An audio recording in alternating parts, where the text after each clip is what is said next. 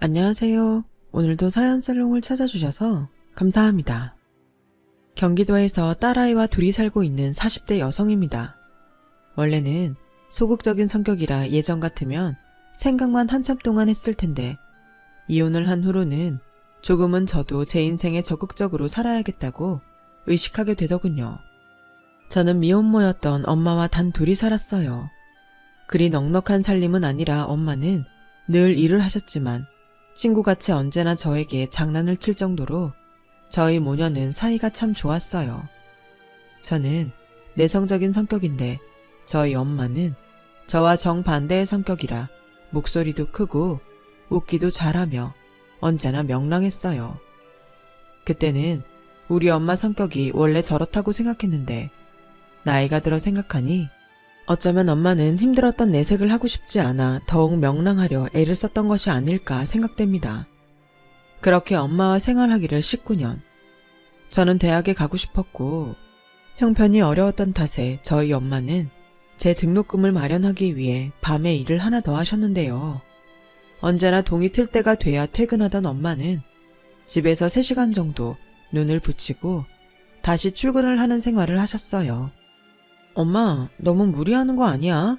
괜히 나 때문에 엄마가 힘든 것 같아 미안해. 아니야. 엄마가 체력이 얼마나 좋은데. 그리고 너는 자식이고 나는 엄마인데 당연히 엄마가 자식을 위해 일하지. 엄마는 하나도 안 힘들어. 오히려 우리 딸 위해 열심히 사는 지금이 너무 신나. 엄마, 진짜 미안하고 정말 고마워.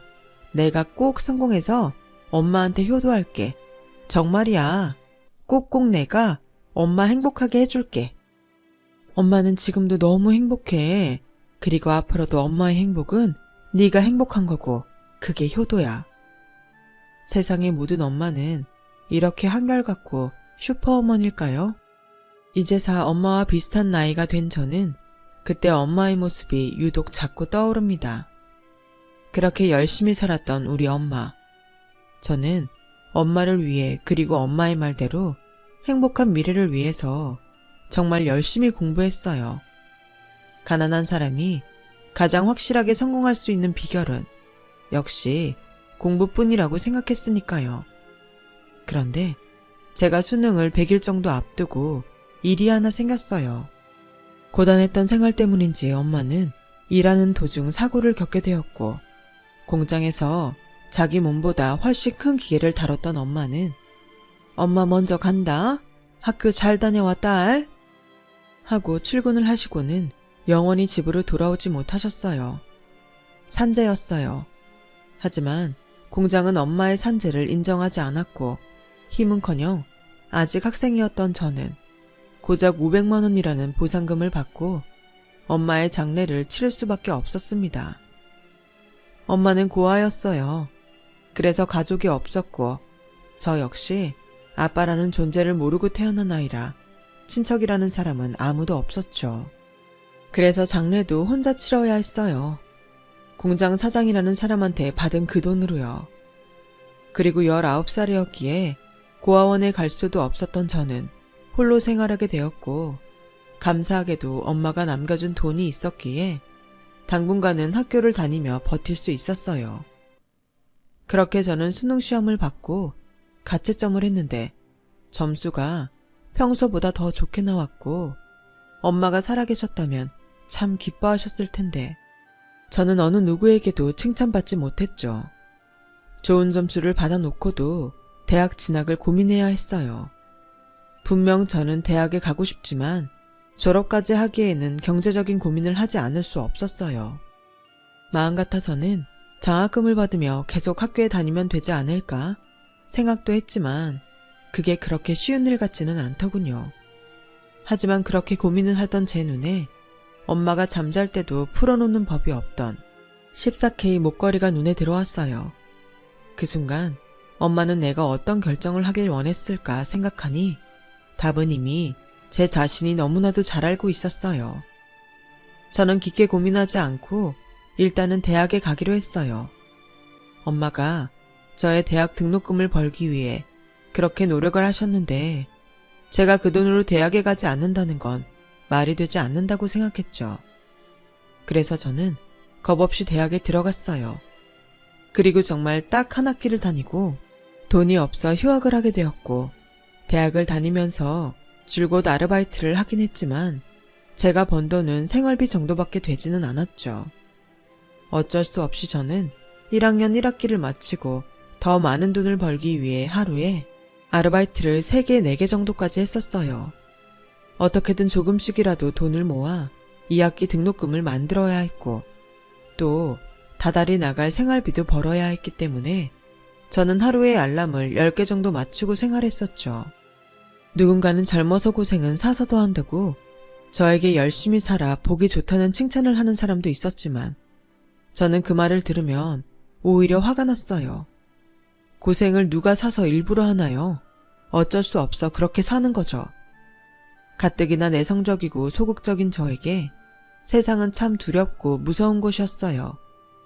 그러다 아르바이트를 하다 한 남자를 알게 되었고, 차갑고 두려운 세상에서 유일하게 저에게 따뜻한 손을 내밀어주는 존재에 저는 그 사람을 저희 엄마 다음으로 사랑하게 되었어요.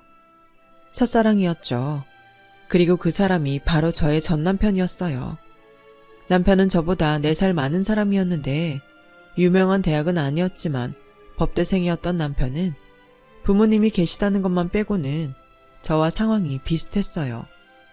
돈이 없어 군 제대 후 복학하지 못해서 학비를 벌기 위해 아르바이트를 하고 있었거든요. 그래서인지 저와 남편은 처음부터 아주 잘 통했어요. 그리고 남편은 저보다 나이가 많아서인지 항상 저의 보호자를 자처했고, 그렇게 서로 챙겨주고 의지하다 보니 어느덧 저희 둘에겐 이성적인 감정이 자리하게 되었어요.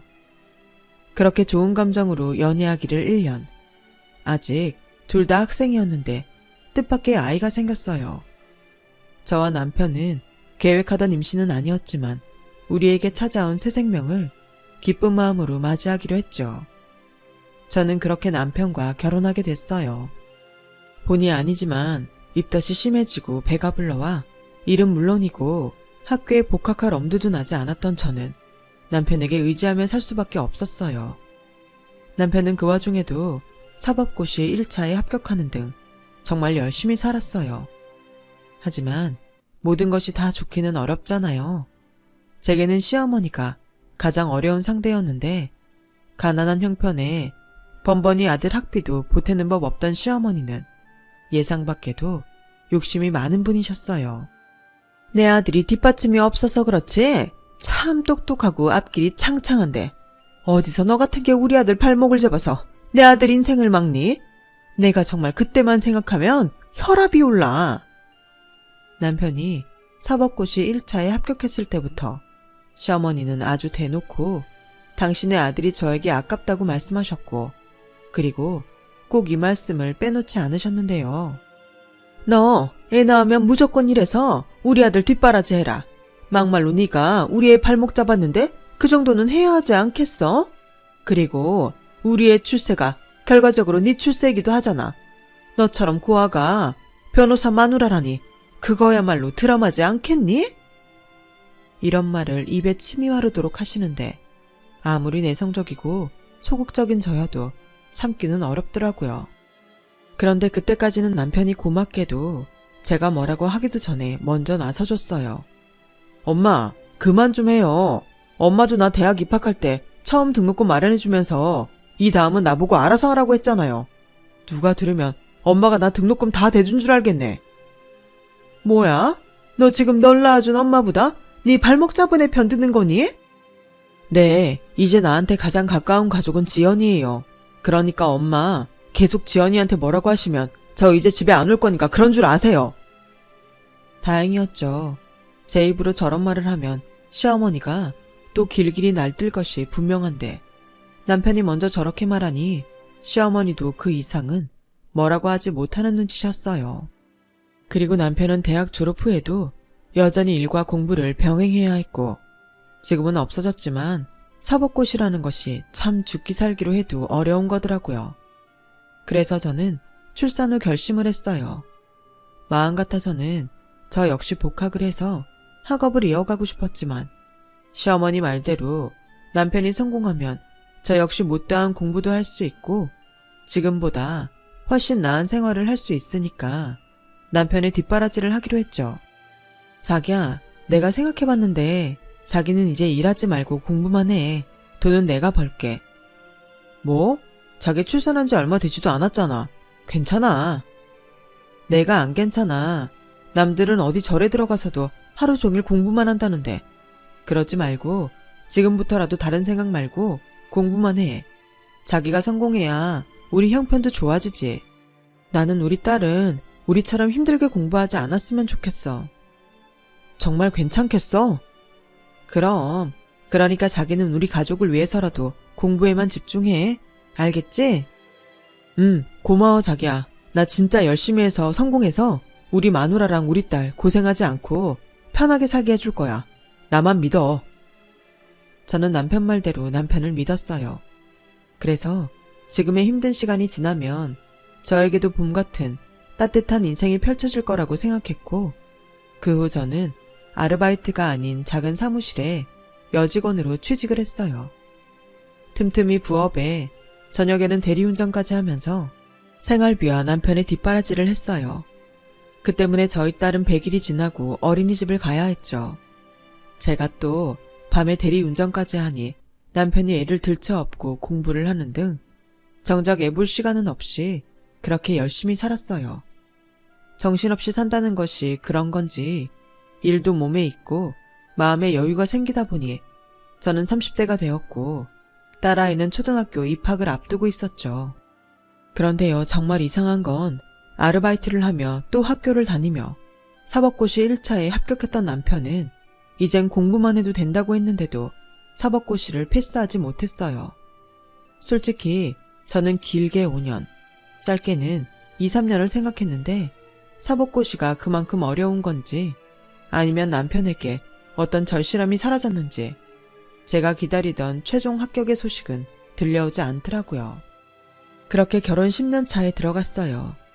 때론 남편이 열심히 공부를 하지 않아 저만 힘든 것이 아닐까 싶어 남편에게 잔소리도 하고 간혹 서로 서운한 마음에 부부싸움도 하고 서로가 서로에게 미안하고 짠해서 서로를 위하는 날도 있었는데 드디어 제가 꿈에서라도 듣고 싶었던 남편의 사법고시 최종 합격의 소식이 전해졌어요. 마치 복권 1등에 당첨된 듯 그 소심한 제가 기뻐서 소리를 질렀네요. 그리고 저희 집은 물론이고 시댁까지 잔치가 벌어졌어요. 그야말로 고생 끝, 행복 시작이라는 듯 저희 가족은 모두 앞으로의 윤택하고 행복한 생활을 기대하고 있었죠. 그런데 남편은 꿈에 바라던 변호사가 되고부터 조금씩 달라지기 시작했어요. 처음엔 어디 로펌에 취직을 했는데 대표 변호사 눈치가 보인다며 자기도 변호사인데 자기 맘대로 하지 못한다며 불만이 많더니 한 번은 일을 마치고 들어왔는데 득달같이 제 손을 잡더니 이렇게 말했어요. 자기야, 아무래도 나 사무실 내야겠어. 변호사면 뭐해? 순전히 월급쟁이잖아. 대표 변호사가 얼마나 많이 챙기는 줄 알아? 내가 뼈 빠지게 기록 보고 재판에서 이겼는데 돈을 나보다 지가 더 가져가더라고. 남편은 신입 변호사라 인센티브도 다른 변호사보다 적다며 저에게 사무실을 개원하게 돈을 달라고 했고 여직원 월급이 얼마나 된다고 저는 당장은 어려우니 우리 같이 벌어서 사무실을 차리자고 말했는데 남편의 표정이 싸늘하게 변했어요. 그리고 그 후부터 저에게 말 한마디도 하지 않고 저와 딸아이를 없는 사람 취급을 하는데 딸애한테까지 그러니 저도 참을 수가 없더라고요. 자기, 애도 아니고 지금 이게 뭐 하는 거야? 뭐가? 왜 가만히 있는 사람한테 시비인데? 지금 내가 사무실 차릴 돈 안 줬다고 이러는 거야? 내가 돈이 있는데 안 줘? 나도 없어서 못 주는 거잖아. 내가 진짜 말을 안 하려고 했는데 내가 자기 뒷바라지 하느라 몸이 안 아픈 데가 없거든? 남편이 변호사면 뭐해? 나는 달라진 게 없는데. 그러니까 더더욱 내가 개원을 해야 한다고. 머리가 안 돌아? 내가 나만 좋자고 이러는 게 아니라니까. 됐고, 앞으로 생색내려거든 나한테 아무 말도 하지 마. 나 자기 도움 없이도 대출 받아서 개원할 거고 나중에 나한테 딴소리는 하지 마. 알겠어? 저는 남편이 변호사만 되면 앞으로 행복할 날만 있을 줄 알았어요. 그런데 오히려 저를 무시하는 남편을 마주하니 그제야 제가 바보처럼 느껴졌고, 시어머니는 시어머니대로 사무실 개원할 돈도 없는 저 같은 며느리보다 돈 많고 능력 있는 며느리가 줄을 선다며 말 같지 않은 말로 저에게 상처를 줬어요. 지금이라도 감이 안 될 것 같으면 이혼을 해. 우리 아들은 이혼해도 돈 많고 능력 좋은 여자들이 줄을 선다. 어머니, 무슨 말씀을 그렇게 하세요? 제가 그동안 어떻게 살았는지 아시잖아요. 저 사람 변호사 만드는데 저만큼 실질적인 도움된 사람 있어요? 어머님도 10원 한 장 보태신 적 없잖아요. 내가 너 그 말 왜 안 나오나 했다. 그깟 얼마 되지도 않는 돈으로 유세 떨면 내가 벌벌 할 줄 아니? 실질적인 도움 웃기고 있네. 네가 진작에 내 아들 미래를 보고 발목 잡았잖아. 그리고 어디서 감히 나랑 비교를 해? 난 잘난 내 아들을 낳은 사람이야. 너같이 별 볼 일 없는 애야 나한테 해줄 것도 없지만 우리 아들 사위 삼게 해달라고 나한테 집이며 차며 준다는 사람이 얼마나 많았겠냐고. 넌 내 아들 발목만 잡은 게 아니고 내 발목도 잡은 거야. 이게 내가 지금 얼마나 참고 있는데 감히 나를 건드려? 아, 그러세요? 그럼 이제라도 제가 물러날 테니 그동안 남편 변호사 만든다고 쓴 돈 어머님이 주세요. 어머님 말씀처럼 제가 번 돈이 얼마 되지도 않잖아요. 그 돈 시원하게 주시고 새 며느리 얻으시면 되겠네요. 뭐야? 그 돈 못 주실 것 같으면 어머님도 앞뒤 가리지 않고 말씀하시는 거 조심하세요. 저도 이제 예전 같지 않거든요. 어머님이 뭐라고 하시면 저도 똑같이 뭐라고 할 거니까. 저 이제 만만하게 보지 마세요. 아마도 그날이 제가 처음으로 시어머니에게 제 목소리로 큰 소리를 냈던 날이었을 거예요. 저야 뭐 시어머니와 잘 지내고 싶은 마음도 없었고 남편도 예전 같지 않으니 이제는 제 자신을 제가 지켜야겠다고 생각했거든요. 그리고 그날 이후 어머니는 저만 보면 더 심술을 부리셨는데 제가 목소리를 내면서부터는 묘하게 속이 시원하더라고요. 예전 같으면 제 편을 들어줬을 남편이었는데 저와 그 돈 때문에 사이가 멀어지니 둘도 없는 효자가 되더군요. 누군가는 아마 그렇게 살 거면 이혼하지 라고 생각하실 수도 있는데 저는 그때까지도 이혼할 생각은 추호도 없었어요. 딸아이도 있고 다시 혼자가 된다는 건 이혼보다 저에겐 두려운 일이었죠. 하지만 그렇게 생각하기를 3개월도 지나지 않아 제 인생을 송두리째 흔들어 놓는 일이 벌어졌고 그 일의 시작은 남편의 외도였어요. 찬바람이 쌩쌩 불던 저와 남편이었는데 어느 날부터 남편은 혼자 희죽희죽 웃는 날이 많아졌고 핸드폰에는 전에 없던 잠금 패턴이 생겨났어요. 누가 봐도 조금 의심스러운 상황이었는데 남편이 먼저 저에게 이렇게 말을 했어요. 나 투자 받아서 사무실 개업하게 됐어. 은행 대출 받으면 이자도 물어야 하지만 그냥 나 하나 믿고 투자하겠대. 글쎄 임대료도 자기가 알아서 한다고 나한테는 그냥 일만 하라고 하는 거 있지? 진짜 횡재했다니까. 듣기만 하면 진짜 고맙긴 한데 정말 믿어도 돼? 세상에 어떤 사람이 투자를 무조건 퍼줘. 다 변호사야. 그리고 내가 능력이 그만큼 있어 보이니까 그렇지. 자기는 이런 감사한 기회에 기뻐하기는커녕 지금 초를 치는 거야? 누가 초를 쳐. 불안하니까 그렇지. 신경 꺼. 아무튼 나 이제 본격적으로 바쁠 거니까 그런 줄 알아. 저는 이상하게 엇나가는 남편이 불안했어요. 하지만 남편 말대로 남편이 변호사고 또 저한테 신경 쓰지 말라며 말을 함부로 하는 남편인지라 남편 말대로 정말 신경 쓰고 싶지 않았었는데 우연히 잠금이 풀린 남편의 핸드폰 속에 남편의 외도 증거들을 보는 순간 그래도 이건 아니라는 생각이 들었어요. 그래서 남편에게 다짜고짜 추궁을 했고 남편은 지금 나한테 바람났냐고 물었어? 이 사람 나한테 투자하는 사람이야. 남의 돈 받아 일하려면 나도 비위를 맞춰야지. 넌 아무것도 모르면서 사람 의심하냐? 그렇게 할 일이 없어. 비위를 맞춰? 거기에는 둘이 쿵짝이 맞아도 그렇게 맞을 수가 없던데 무슨 소리야? 진짜 나를 바보로 알아? 아 몰라. 그래서 뭐 어쩌자고. 이혼이라도 해? 툭 까놓고 나 없이 애 키우면서 살 수 있어? 아, 원래 딸은 엄마 팔자 담는다고 너도 니네 엄마처럼 애 키우면서 평생 일만 하다 죽으려고? 뭐? 너는 변호사라는 사람이 말을 그렇게밖에 못하냐? 아, 너도 네 엄마 닮아 생각도 말도 상스럽구나. 뭐? 너 말 다 했어? 아니, 하려고 들면 몇 날 며칠 동안 할 수 있어. 됐다. 수준 안 맞는 너랑 내가 무슨 말을 하니? 그렇게 저와 남편은 얼굴만 보면 싸우는 사이가 되었어요. 그리고 딸한테는 미안하지만 진짜 이혼을 고민하게 되었고 남편에게 실망하다 못해 더는 가족이란 이름으로 살고 싶지 않았던지라 제 발로 다른 변호사 사무실을 찾아가는 둥 제 나름대로 이혼 준비를 해갔어요. 그런데 엄마 진짜 아빠랑 이혼하게? 라며 딸아이가 이혼 서류를 발견하고 물어왔고 차마 저는 네 아빠가 바람이 나서 이혼하겠다는 말을 하지 못해서 엄마가 힘들어서 그래. 아빠하고도 힘들고 할머니하고도 힘들어서 라고 이야기를 했는데 딸아이는 이렇게 말을 하더군요. 엄마, 나도 알아. 근데 우리한테는 아빠가 필요하잖아. 우리 아빠가 변호사라 친구들이 다 부러워하는데 엄마가 좀 참으면 안 돼? 참 속상했어요. 아빠가 변호사니까 저보고 참으라는 그 말이 그렇게 서운하더라고요.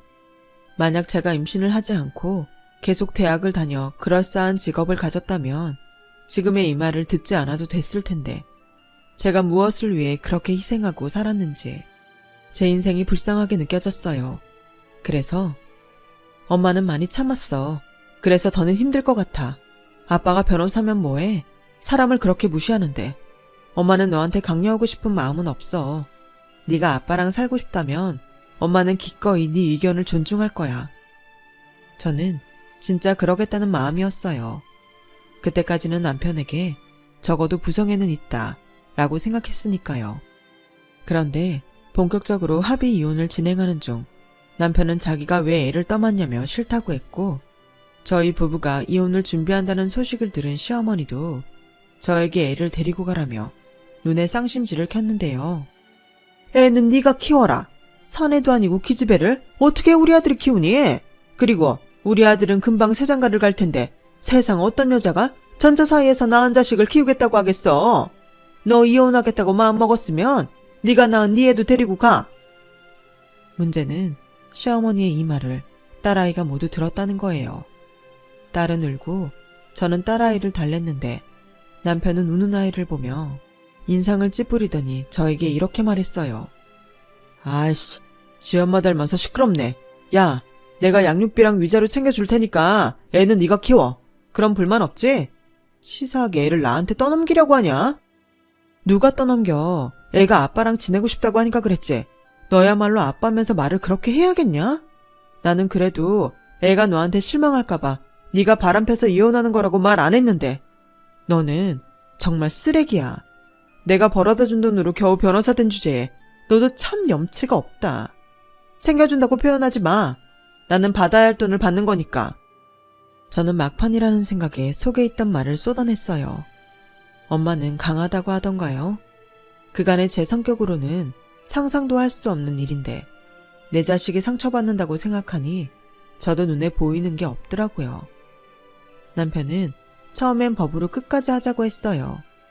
그런데 누구보다 저와 이혼을 원했던 남편인지라 결국엔 순순하게 이혼 서류에 도장을 찍더군요.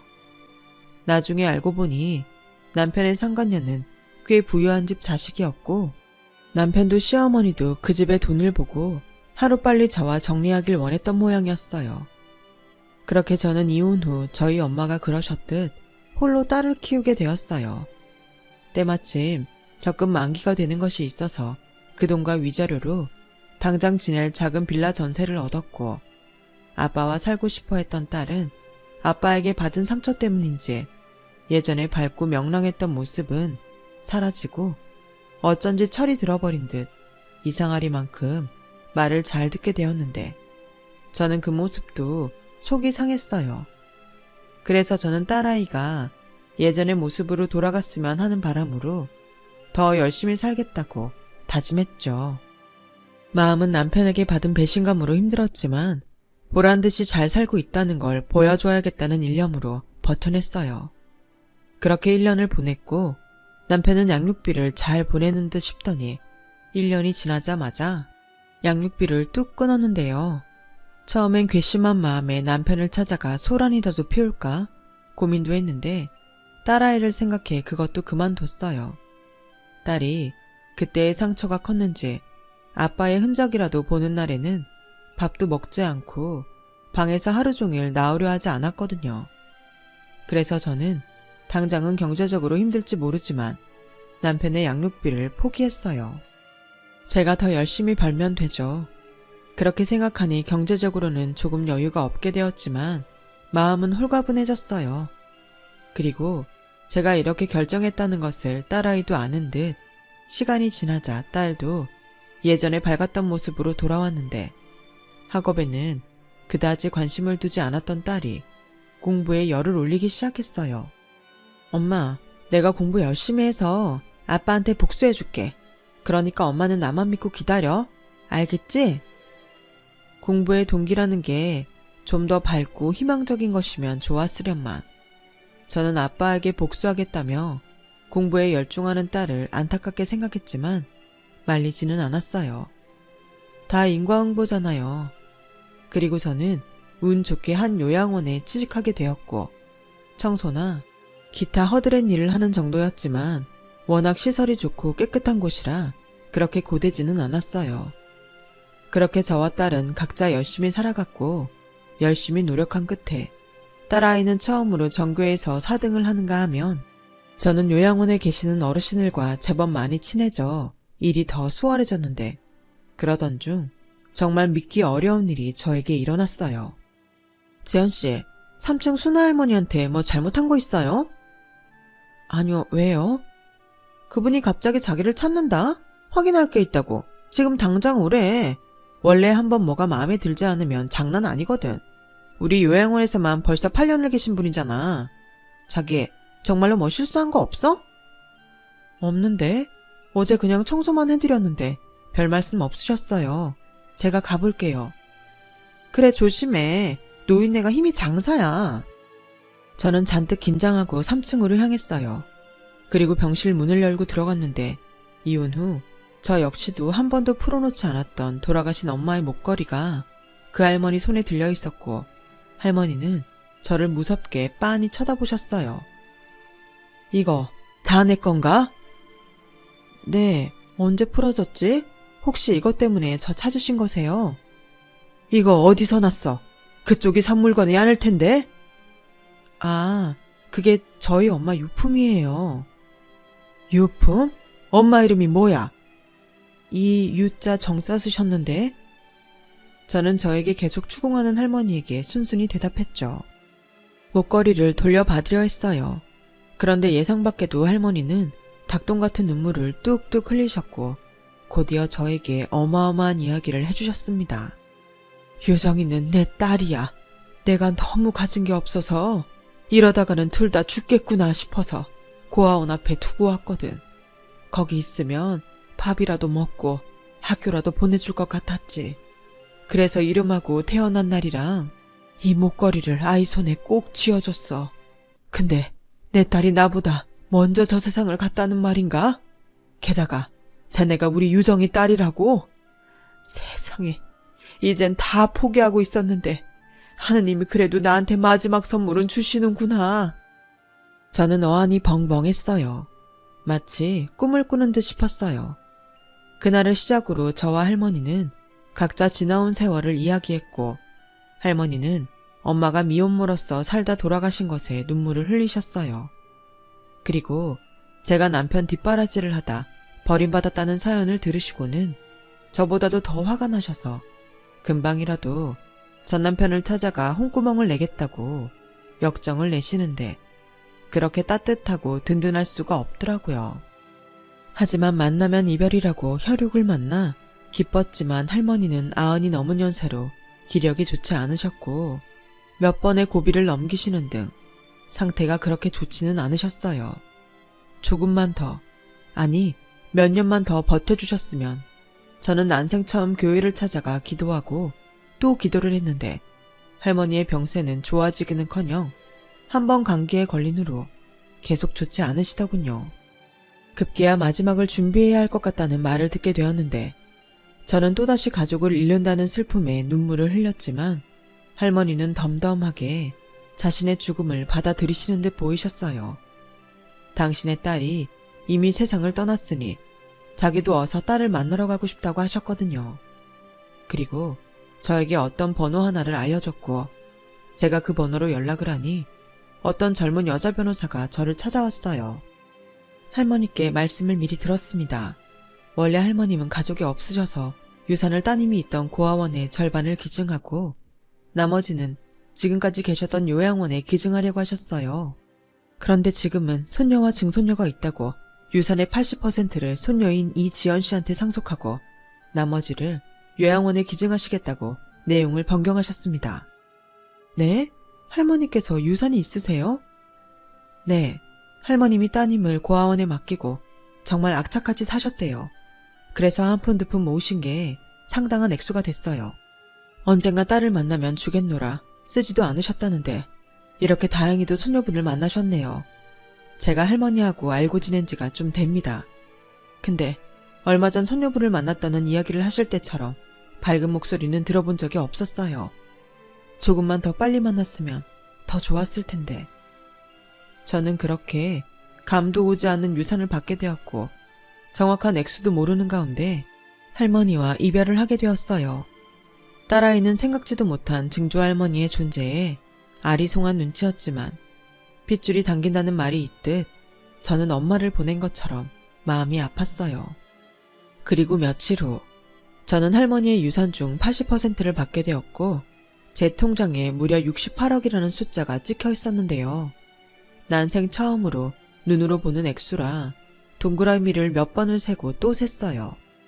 그냥 할머니를 만난 것만으로도 너무 감사한 일이었는데 이렇게 저를 부자로 만들어주시니 이걸 어떻게 표현해야 할지 모르겠더라고요. 그래서 저는 처지가 바뀌었다고 냉큼 달라지던 누구와는 다르게 평소처럼 똑같이 성실하게 살기로 제 자신과 약속을 했고 주변에서는 이해가 가지 않는다고 했지만 저는 여전히 요양원 일을 하며 예전과 크게 다르지 않은 생활을 했어요.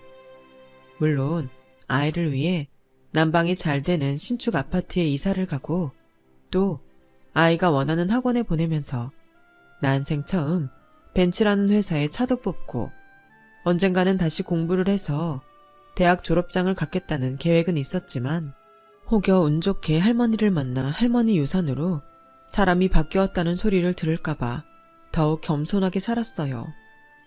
그렇게 6개월 남짓의 시간이 흘렀어요. 한동안 비어있던 할머니의 병상도 이젠 새 주인이 차지하게 되었는데 한동안은 그곳에 할머니가 아닌 다른 사람이 있다는 것이 받아들여지지 않아서 다른 병동 일만 고집을 피우다 이것도 누군가에는 민폐인 듯 싶어 처음으로 할머니가 쓰시던 병동을 들어가게 되었는데요. 저는 그곳에서 또 한 번 믿기 어려운 사람을 만나게 되었어요. 바로 전 시어머니가 그곳에 있더라고요. 아니, 어떻게 여기에 계세요? 어머, 이게 누구야? 세상이 좁다고 하더니 여기서 너를 다 보는구나. 반갑다, 얘. 반갑다니. 저는 저를 반갑다고 하는 전 시어머니를 보고 눈살이 저절로 찌푸려졌어요. 그런데 그 다음 말이 더 저를 어이없게 만들었는데 헛웃음밖에는 나오지 않더라고요. 얘, 너 재혼은 했니? 아무리 니들이 이혼을 했어도 우리 손녀도 있는데 연락을 그렇게 딱 끊으면 되겠니? 나 그동안 네 소식 엄청 궁금했다. 왜요? 새 며느리 얻으셔서 잘 살고 계셨던 거 아니셨어요? 아, 그게 썩을. 사기꾼 집안을 만나서 우리 아주 난리도 아니었잖니. 그 불려시 같은 년이? 글쎄, 투자 사기꾼이었다. 세상에 겁도 없이 변호사한테 사기를 치니? 내가 아주 그때 생각만 하면 피가 거꾸로 솟아. 근데 너를 여기서 이렇게 딱 만나니 역시 너만한 애가 없었다 싶다. 그러게, 있을 때 잘하시지. 저는 이혼하고 딸애랑 아주 잘 살아요. 잘 살아? 너 돈 좀 벌었니? 하긴 네가 생활력 하나는 알아주지. 그래서 하는 소린데 너 돈 좀 있으면 우리 아들 좀 도와줘라. 우리 애가 지금 감옥에 있어. 이게 다 풀려시 사기꾼 그년 때문이야. 우리 애는 억울하게 당한 거라고. 얘, 우리 예청을 생각해서, 아니 이번 기회에 니들 재결합하기 위해서 네가 좀 나서봐라.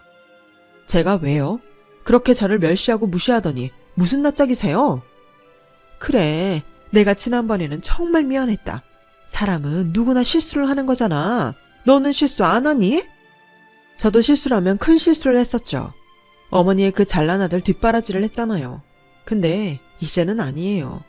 절대 제가 다시 그 짓을 하는 일은 없을 테니 꿈 깨세요. 아니, 니들 사이에는 자식이라는 끈이 있잖아. 끈이요? 그 끈 먼저 잘라낸 사람이 누구죠? 됐고요. 어머님이나 찾아오는 사람 없이 여기서 쓸쓸하게 지난날 반성이나 하세요. 뭐야? 이게 아주 못 보던 사이에 아주 돌았네? 야, 너도 여기서 일하는 주제면 구질구질하기는 매한가지지. 어디서 잘난 척이야? 왜? 우리가 망했다고 하니까 너보다도 못 사는 것 같냐? 잘 살던 못 살던 안 궁금하고요. 앞으로 저 보시더라도 아는 척하지 마세요. 뭐야? 저는 서둘러 병동을 나왔어요. 그리고 퇴근 시간도 이미 지난 후라 서둘러 옷을 갈아입고 주차장으로 향하는데 글쎄 거기까지 저에게 해코지라도 하겠다고 쫓아왔더라고요. 저는 황급히 차에 시동을 걸었고 제가 차에 타는 순간 시어머니는 차 앞을 가로막으며 제 차를 요리조리 살폈어요. 너 로또라도 맞았니? 아니면 명짧은 졸부라도 물었어? 네가 어떻게 이 비싼 차를 몰아? 지금 뭐 하시는 거예요? 비켜요. 너나 빨리 말해. 어떻게 된 거냐고. 저는 제 차 앞에서 꼼짝하지 않은 전 시어머니 때문에 다시 차에서 내렸어요. 그리고 할머니를 만나 유산을 받게 된 경위를 아주 상세하게 말씀드렸고 시어머니는 그 자리에서 얼굴이 하얗게 질리시더니 그럼 네가 할머니 재산으로 부자가 됐다는 거니? 라며 묻더군요. 저는 대답할 가치도 느끼지 못해 그 사이에 차를 빼서 주차장을 나와버렸는데요. 그 후로 전 시어머니는 제가 언제 출근하는지 저만 기다리고 계셨고 같이 일하는 동료에게 저에 대해서 그리고 돌아가신 할머니에 대해서 꼬치꼬치 캐묻고 다녀서 저는 어쩔 수 없이 요양원을 그만두게 되었어요. 그 계기로 저는 다시 대학에 가기 위해 공부를 시작했습니다. 어떻게 알았는지 출소한 남편은 딸아이 학교를 찾아가 저를 만나고 싶다고 했다는데 제 딸이 부끄럽고 거지 같은 아빠는 필요 없으니까 우리 모녀 앞에 다시는 나타나지 말라고 한 방 먹여줬다고 하더군요. 딸은 그 후로 아빠와는 다르게 세상에 좋은 영향을 끼칠 수 있는 학자가 되고 싶다는 꿈을 갖게 되었어요. 저도 더 이상 다른 누구도 아닌 제 자신의 행복을 위해 살겠다는 목표를 세웠는데요. 하늘에 계신 엄마와 할머니 덕인지 얼마 전 만학도의 길을 걸을 수 있게 되었어요. 첫 번째 입학에 이은 두 번째 입학. 비록 푸릇푸릇한 20대는 아니지만 저는 그 누구보다 행복합니다. 아마 지금쯤이면 엄마와 할머니도 하늘에서 만나 끊어졌던 모녀의 정을 나누고 계시겠죠. 저 역시 제 딸과 많은 추억과 세월을 공유하며 늦은 만큼 더 많이 행복하고 보람된 인생을 살아가려 합니다. 이번만큼은 저도 제 딸한테 멋진 엄마의 모습을 꼭 보여주고 싶네요. 지금까지 저의 이야기 들어주셔서 대단히 감사합니다. 부디 여러분들도 여러분만의 행운을 만나시길 바라며 건강이 최고입니다. 건강하시고 행복하세요. 여러분, 사연 댓글에 응원과 현명한 조언 부탁드려요. 좋아요와 구독은 저에게 큰 힘이 됩니다. 오늘도 좋은 일 가득하세요.